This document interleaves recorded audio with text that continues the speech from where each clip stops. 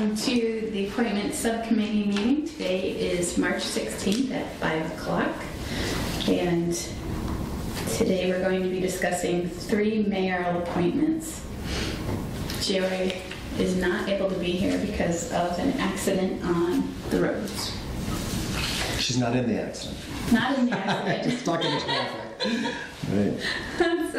So the first and I think most complicated appointment to discuss is Tricia Rogers, and just bringing forth her materials, I wanted to talk a little bit about her role and what she brings to the position of being on the Board of Health. Tricia is a physician's assistant, and she works as a healthcare provider in the, what is that called? Ooh, it's that big place in East Hampton, Pioneer Valley Medical. Okay. Okay. Yep. So she's a lifelong resident of East Hampton, and the only time that she wasn't living in East Hampton was when she was going to school. So she's come back and she wants to be part of the community by being a Board of Health representative.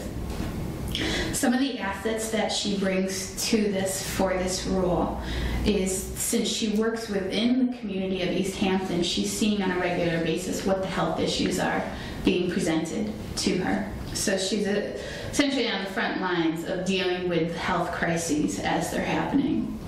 I know the Board of Health, when they were looking at what they would want for their next candidate, they really wanted someone with medical expertise who could explain some of the epidemics that are new and upcoming, such as the, what's that virus that's hitting? Zika? Yeah, Zika virus, things like that. And because of her role in East Hampton already as a physician's assistant, she already has that experience, so it wouldn't be starting from scratch on that level. Another thing that I think is an important aspect for a Board of Health member is that if this was to be contentious, if a Board of Health member had to, for example, cite someone, there can be this us versus them mentality if someone is coming from outside of the city. Being a lifelong resident, I think that makes it a little simpler to be objective with, this is what you need to do, this is what you're not doing, and let's comply, versus, why would you tell me that? You don't know what's really going on in East Hampton. So I see those as real assets to her application materials. I had spoken with the mayor and had talked a lot about what the Board of Health was looking for in a candidate. I don't know if you're aware that a lot of neighboring cities recently have put in a lot of legislation through the Board of Health, and my concern was that I don't want to have a lot of competing ordinances coming from many different levels. And so I know that she had approached the mayor saying that that was not the role that she wanted to take in introducing a lot of new ordinance, and really doesn't feel that punitive ordinances are as motivating as healthy initiatives within the community. And so from that perspective, I think she's already aware of what some of the concerns would be in terms of what they're not trying to do with the Board of Health. And not to say that she can never do that, or the Board of Health can never do that, but she knows what their priorities are right now as the Board of Health. They've been working very much off of, they've been completing a lot of grants that have been making a lot of their work and their visibility within the city less noticeable. And with her coming on as a Board of Health member, she'll be able to be part of the team to help reestablish what their mission is going to be. So for those perspectives, for those reasonings, I was looking through her resume and I was looking through where her field of expertise is, and I saw that she's worked on epidemiology studies, which is one of the 4 missions: assurance, assessment, policy development, and promotion. And the assessment would be from the epidemiology. And she works, she's been a co-chair of a diabetes care team, so diabetes is a type of disease that you can't cure it, but you can manage it, and a large part of that is helping large numbers of people manage diseases, which I think is more the role of what a public health official in East Hampton would really have to consider with our aging population in particular. So that's my thought. I didn't mean to take over. No, that's great. Yeah. That's So I guess the reason we held off was to see if we could speak to her, but that doesn't sound like that was possible. It didn't fit her schedule. Did you get a chance to talk to her? we've just been leaving messages back and forth, and I chatted very briefly, but she had to go. I think the mayor did talk to her, right? And was that me? Yeah. Ironically, that's her, so. Oh, it's her? Yeah. I'm not sure. Put her on speak. I don't know. I won't put her on speaker because I don't know what the protocol is for that, and I don't know if it would be a violation of open meeting laws or anything. I don't know the protocol. Yeah, I mean, it's relatively new because of it, but I think we have enough. I don't, Like I said, I know that this was a concerted effort, both with the existing health department and board of health, and with the mayor, to find candidates that would really be able to complement the existing structure. Right. So I feel really confident in what she brings to it, not only from an experience level, but also as a city resident and a lifelong resident. And she just is very, when the mayor interviewed her, felt that she was very enthusiastic and ready to take on the challenge as well. Okay. Yeah, I mean, that's enough for me. Again, I just saw her resume. I thought she was a great candidate, but so I said we just try to touch base with these people. But if it wasn't possible, I wouldn't hold me moving her name forward. Yeah, and I think it's also interesting that the Board of Health will have a doctor, a physician's assistant, and a nurse on it. I think those are all different levels of the healthcare system to be represented. Okay. Do you have on your form, do you have the date of expiration?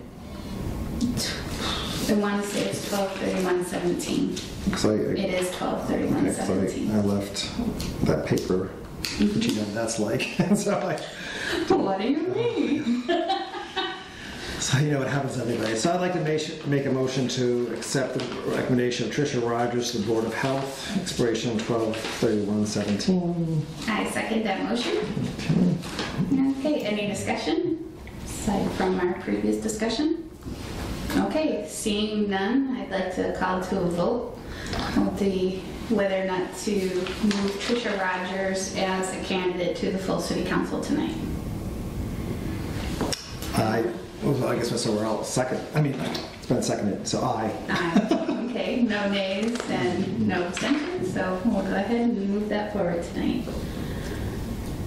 The second candidate that we have for tonight is Audrey Heisenan, and she's being appointed to the PLAE Board of Directors. And I had an opportunity to be part of that interview when she interviewed with the mayor. And I don't know, what part of small town living, she walked in and I'm like, oh, I know you. And that, she's very active in the community. She has such a large experience of volunteerism within East Hampton. This is the first time that she's sitting on an official board within the government system. And so I think it's a really good compliment to her already very detailed list of volunteer duties that she's taken up over time. When she was speaking with us, she already was understanding of the way that the library board of directors is set up. She was very aware of the new director coming into the library, and Rayma was also, who's the chair of the board of directors, was also part of the interview and felt very confident with her abilities to be a contributing member of the board. Did you have any?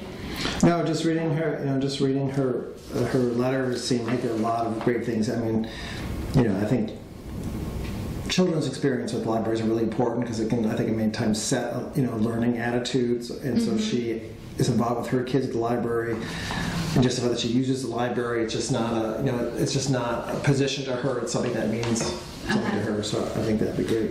I agree. Okay, then I'm going to make a motion to move Audrey Havenen to the full committee for consideration for appointment. I'll second that. Okay.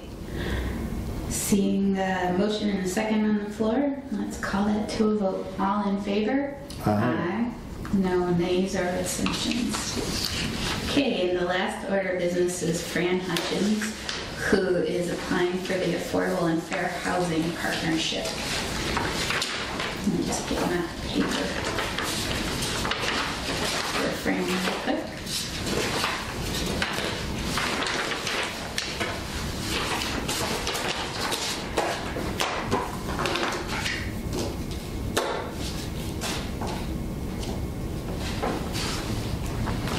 So Fran has been living in East Hampton since 2011, and she had been recommended to look into applying for this position from members of the existing East Hampton Affordable and Fair Housing Partnership, which is something that I think always has its merits if there's someone who is a good fit with a board that we've heard no complaints about their conduct or anything. I think that's always a good fit. Yeah, I was really impressed with her letter. Just we get really, I think we're really lucky in East Hampton. We have so many people that have incredible backgrounds. This planning analyst for the city of Los Angeles and That little city in Los Angeles. yeah, exactly. Works for not-for-profit for LGBT non-discrimination in housing. So even her career is tied into this volunteer position. I agree.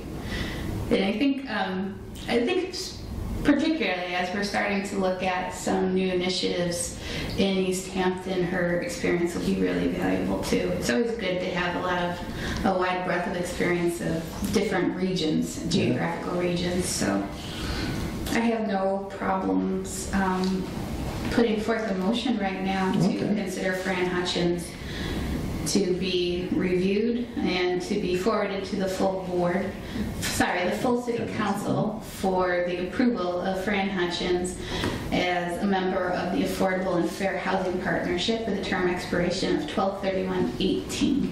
Okay, I'll second that. Okay, all in favor? Aye. Aye. No abstentions or nays, so that motion passes. I guess old business. I submitted a paragraph to Councilor Briss at Rules and Regulations, so that's with Thank you for him. doing that. And I don't think we have anything else, do we, on there? No, we didn't have any new names forwarded this time around. Right. Okay. So I guess we could. I'll make a motion to adjourn then. I second that motion. All those in favor? Aye. Opposed? Abstained? Motion passes. Oops, that was-